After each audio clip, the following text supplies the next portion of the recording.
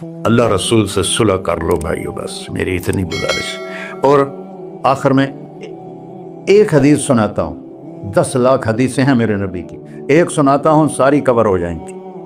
ایک تو ہے فرض، نماز نہیں چھوڑنا، روزہ نہیں چھوڑنا، زکوٰۃ نہیں چھوڑنا، حج فرض ہے نہیں چھوڑنا۔ اس کے بعد میرے نبی نے کہا 4 چیزیں مجھ سے لے، 5 میں نہیں کہیں کہ 4 باتیں مجھ سے لے لو، صرف 4 باتیں مجھ سے لے لو، دنیا بھی تمہاری ہے، آخرت بھی تمہاری۔ سبحان اللہ۔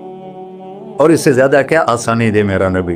اتنے 100 نفل پڑھو ہوتے، اتنے عمرے کرو ہوتے، اتنے حج کرو ہوتے، اتنی تہجد پڑھو ہوتے، تو سارے مر گئے اس سے کہ 4 باتیں لے لو، دنیا میں بھی مزہ رہے گا، آخرت میں۔ پہلی بات کیا ہے؟ صدق و حدیث، ہر معاملے میں سچ بولنا، جھوٹ نہ بول۔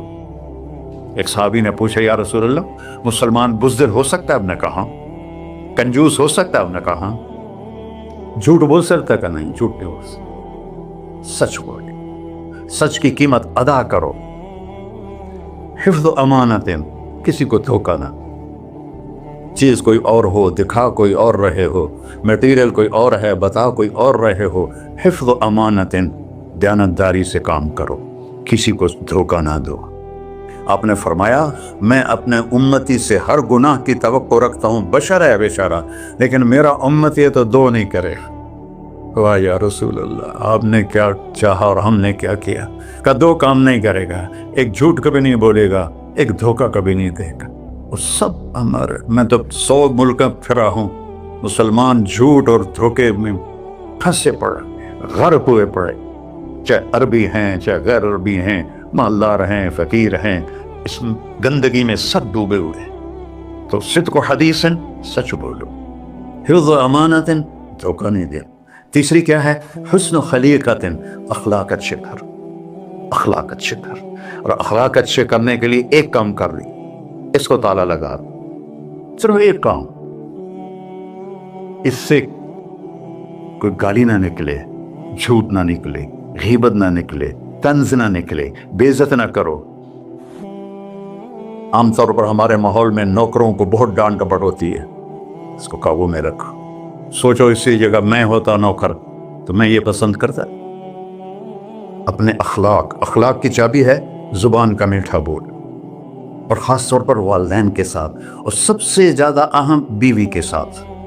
میرے نبی نے فرمایا بہترین مسلمان وہ ہے جو بیوی سے اچھا سلوک کرتا ہو، کہ وہ ماں باپ بہن بھائی گھر سہیلی ماحول ثقافت تہذیب سب کچھ چھوڑ کر ایک بول کے ساتھ آپ کے گھر آ جاتی، آپ کے بچے کا 9 مہینے بوجھ اٹھاتی ہے، اس کو دودھ پلاتی ہے، اس کی چھاتیاں لٹک جاتی ہیں، کبھی آپ کے لیے وہ ناشتہ بنا رہی ہے، کبھی کھانا بنا رہی ہے، کبھی آپ کے کپڑے کا خیال کر رہی ہے، اور آپ ایک چھوٹی سی بات پر اس کی عزت اتار کے پھینک دیتے ہیں۔ تو میرے نبی نے فرمایا سب سے بہترین مسلمان وہ ہے جو بیوی کے ساتھ حسن سلوک کرتا ہو۔ پھر آپ نے کہا اور میرا سلوک اپنی بیویوں سے سب سے زیادہ اچھا ہے۔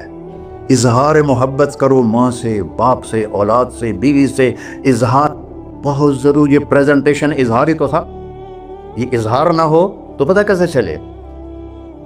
اپنے ماں کے پاؤں چومو، باپ کا ماتھا چومو، ان کے آگے نوکر بن کے کھڑے ہو، بیوی سے کہو مجھے تم سے بہت پیار ہے، وہ اچھا کپڑا پہنے تعریف کرو، اچھا کھانا بنائے تعریف کرو۔ انسان بھوکا ہے اس چیز کا، میرے نبی سے بڑھ کر کوئی ہو سکتا ہے؟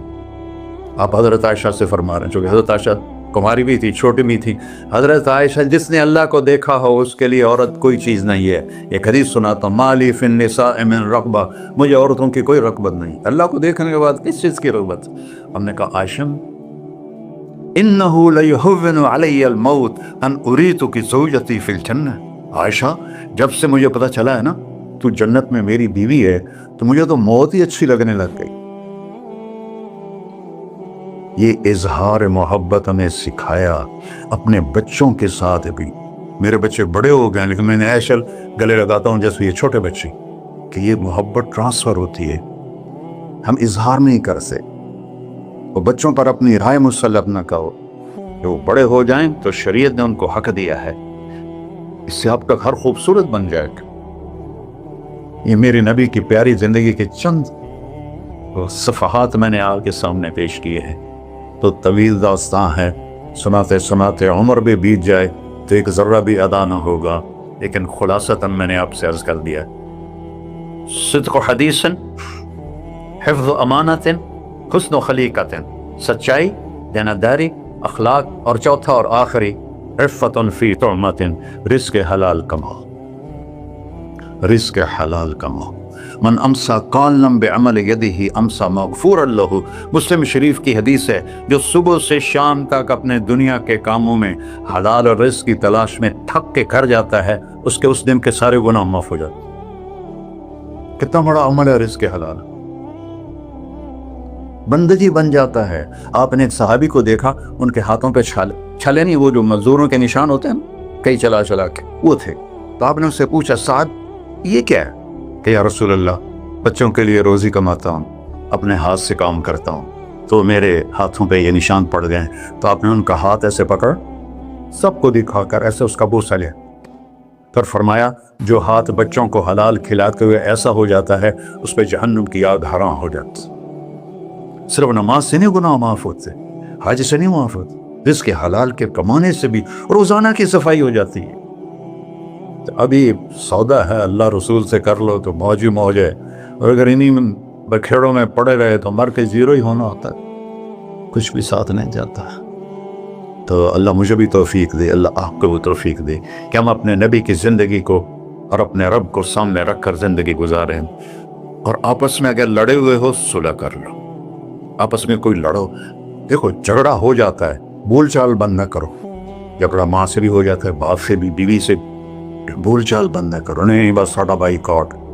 ہم تو پنجابی لوگ ہیں, دیہاتی کو تھوڑی اونچ نیچ ہو جائے تو ہماری لینگویج اساں لیکا چھک دیتا ہے, سمجھو, ہم نے لکیر لگا دی ہے, نہ انہاں دے مرن تے جاونا ہے, نہ انہاں دی شادی تے جاؤ. یہ ساڈے جنازے وچ بھی نہ آم. اللہ میرے گاؤں میں جنازہ تھا, میرا اپنا عزیز, اس کی والدہ فوت ہو, تو رشتہ داروں میں قریبی رشتہ دار جنازے میں پہلی صف میں کھڑا تھا. تو جنازے پر تو سب کے دل نرم ہو جاتے ہیں. جب اس نے دیکھا نا کہ میاں صادق میری ماں دے جنازے چ باہر نکل جا, یہ تہذیب ہے ہماری.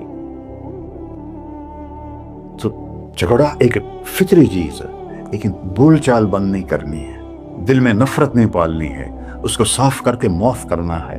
اللہ بہت خوش ہوتا ہے. اور میاں بیوی میں جھگڑا ہو جائے اور وہ صلح کر لیں, اللہ ان کے پچھلے سارے گناہ معاف کر دیتا ہے. کیا مزے کی بات. السلام علیکم.